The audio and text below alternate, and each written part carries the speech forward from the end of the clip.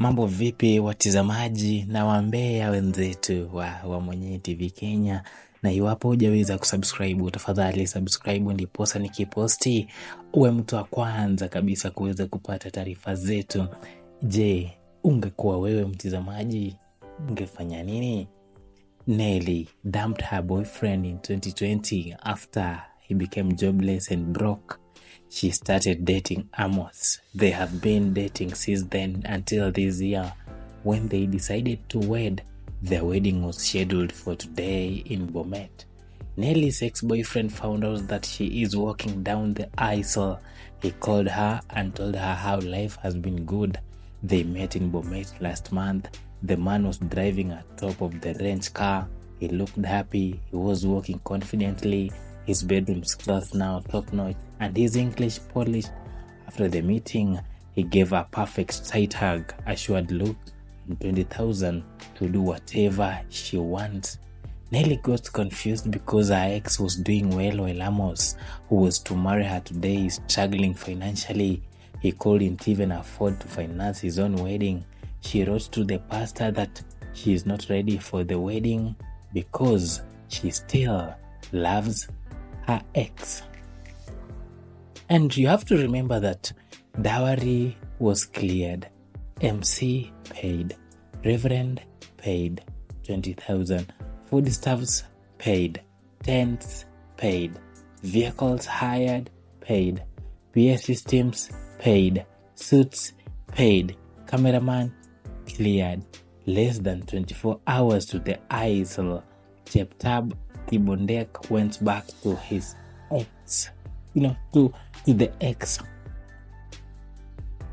This story is one of the stories that is trending sasa hapa nchini Kenya, na mtazamaji nikwambie kwamba labda ule uchungu ambao Nelly ameweza kumpitishia mchumba wake si uchungu wa hapa nchini Kenya, na tumeona kuna chats ambazo zimeweza kujitokeza, chats za group la WhatsApp ambazo zinaonyesha vile ambavyo Nelly aliweza kucancel. Na katika ile chati kuna jamaa kaitwa Kiprotich Edwin ambaye anasema, "Good morning friends. Many friends of Amos and Nelly are calling me asking why the wedding was postponed. The main reason is Nelly requested to be given more time. The church and the parents from both sides considered her request. Thanks for understanding." Na akaweza kuweka quote Romans 8:28 akasema, "And we know that in all things God works for the good of those who love him, who have been called according to his purpose."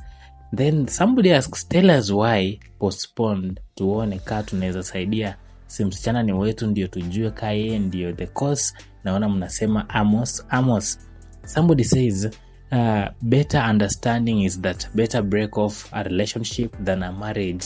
Amos, be on understanding."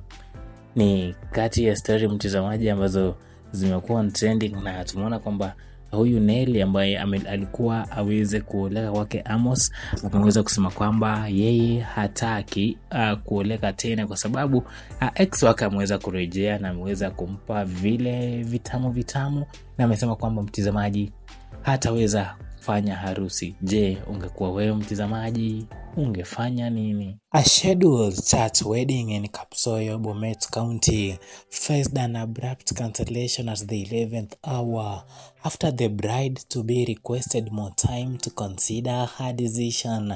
Led by Pastor Clement Chalulot of Kapsoyo Africa Gospel Church AGC, the wedding planning committee received a cancellation notice from the officiating reverend. The ceremony was halted due to a disagreement between the two families involved, according to the report reaching us from a reliable source. Despite the groom's family fulfilling customary obligations, including paying dowry comprising 3 cows and meeting other prerequisites, the bride-to-be's hesitation led to the 11th cancellation. Yesterday, in accordance with our agreement, she declined to provide essential documents like her ID and other necessities. Despite her partner's assurances, she was uncooperative, Pastor Chalulot explained. Reconciliation efforts were made beforehand, with emissaries dispatched to reconcile the families. However, the bride remained firm in her refusal to engage in discussions. The unexpected turn of events left hundreds of villagers who had gathered in anticipation of the celebration treated to complimentary mursik and perishable food items intended for the occasion. Efforts were initiated to facilitate the return of the dowry following the wedding's cancellation, which incurred a fraction of the total budget allocated for the event. And that is just one of the reasons why people should fear women. This story has been trending for some time, and as Wamunyinyi TV, we called somebody to talk to the bride, but the bride said that she cannot talk right now. They said they are lucky they only spent 50,000 out of total budget of 206,000 for the event. Pastor Chalulot at the same time said a group of emissaries had earlier been dispatched to go to the families and talk to them. Following a botched event, hundreds of villagers were given foodstuffs. This is funny. This is funny how a woman can just decide to cancel a wedding because her ex decided to come back in her life. Something very funny.